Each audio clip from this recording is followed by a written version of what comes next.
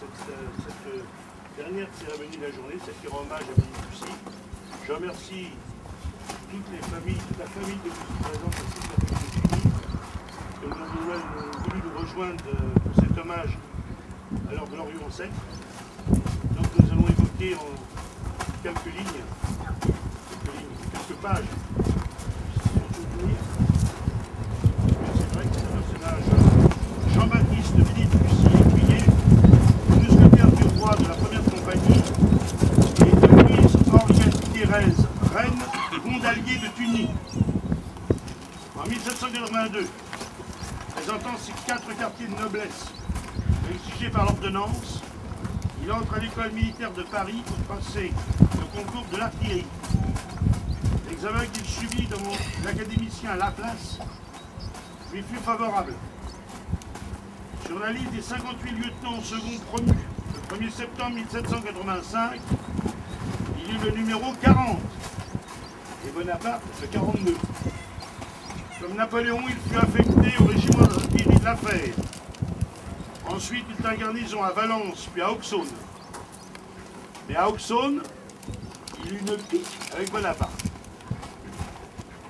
Il y avait parmi les lieutenants en joue du régiment un certain Claude Joseph de Mallet, frère du futur conspirateur, qui s'était attiré les reproches du lieutenant-colonel Turtubi. Il aimait la musique, et ce goût passionné le détournait des détails de son service. Entraînés par Mallet, la plupart de nos lieutenants étaient devenus donc des mélomanes enragés. Béni Debussy était du nombre, et même Napoléon avait suivi des cours de musique. Or, Bussy, qui logeait au-dessus de Bonaparte, sonnait du corps toute la journée. Bonaparte, que ce bruit assourdissait et empêchait de travailler, patienta d'abord. Puis il se fâcha et se querella avec Bussy. Les deux hommes voulurent aller même sur le pré. Mais le duel ayant été interdit, on décida que Bonaparte devait être plus endurant et que Bussy écorné ailleurs. Bussy devient lieutenant le 1er avril 1791. Il capitaine en second le 6 février 1792. Royaliste, il démissionna et émigra le 1er juin suivant. Il rejoignit dans les Pays-Bas l'armée du duc de Bourbon.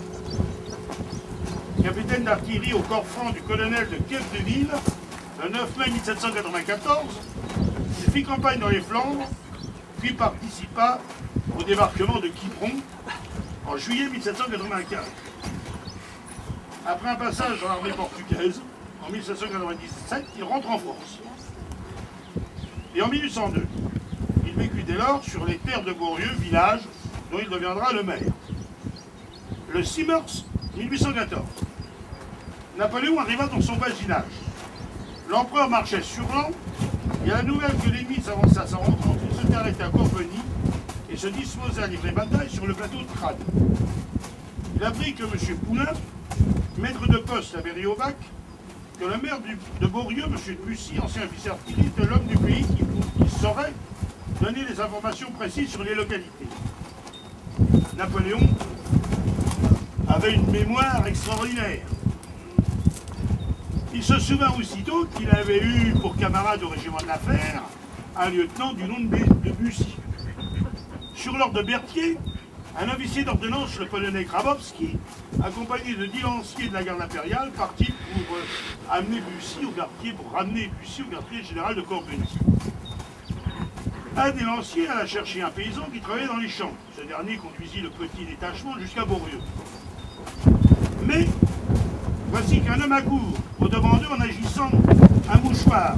Et il annonce à Grabowski que les Cosaques ont envahi la maison de M. de Bussy, qu'ils ont attaché leurs chevaux aux barrières et déposé leurs lances contre les murs, qu'ils sont dans les caves à boire tout le vin et dans les chambres à fouiller les armoires qu'ils ignorent la vue des Français.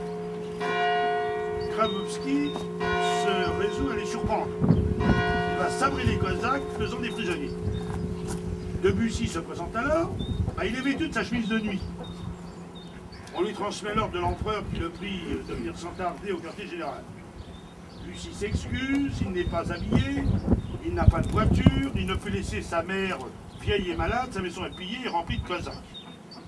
Mais Grabowski insiste. Debussy, après moult hésitations, s'habille, prend le cheval d'un cosaque et suit la petite troupe jusqu'à Corbeny, emmenant 10 cosaques prisonniers. Bussy faut aussitôt présenter à l'empereur.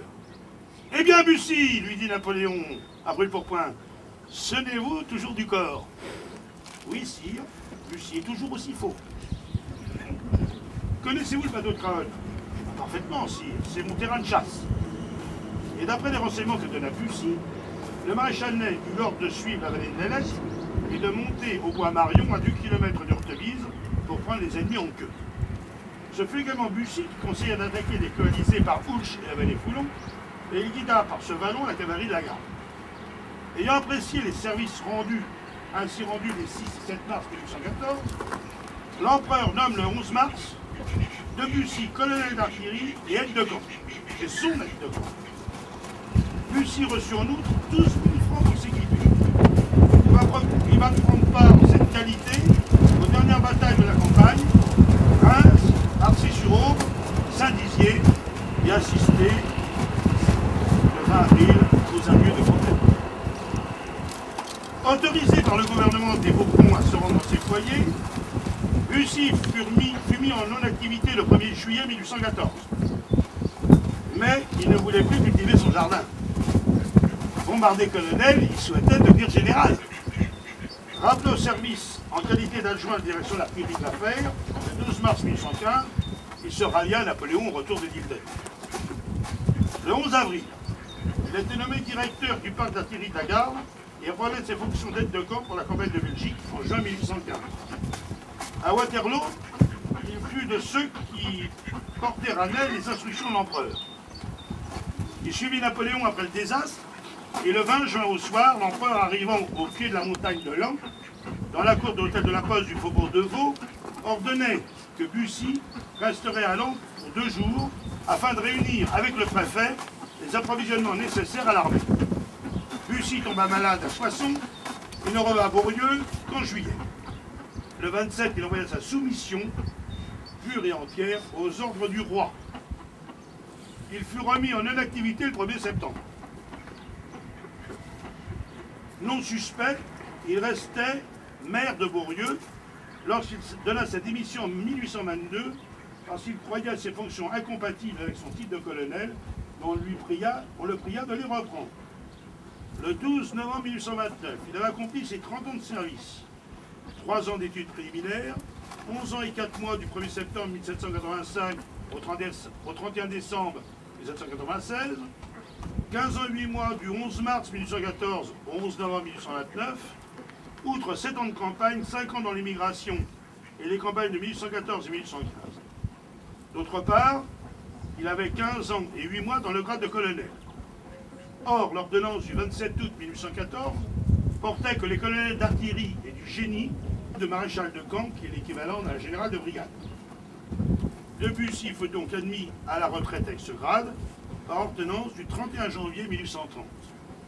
Il mourut à Beaulieu le 2 janvier 1848 à 4 h du soir dans sa 80e année et sera inhumé dans le cimetière communal.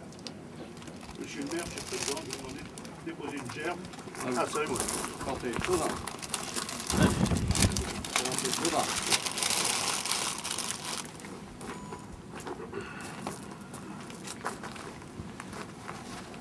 Comment 1768-1848, maire de 1805 et 1822, guide de Napoléon Ier le 6 mars 1815, veille de la bataille de Crâne, les amis du patrimoine napoléonien. Mais je tiens aussi à remercier toutes celles et ceux qui nous ont aidés pour la restauration de ces 3 tombes. Tout d'abord, monsieur et madame Damas, monsieur Menet, ici présent, monsieur Roger Olive, mon époux, Marie Normande, vivandière présente, et mon fils, lieutenant au régiment du génie, enfin capitaine, il va être content que je lui retire un grade. Voilà.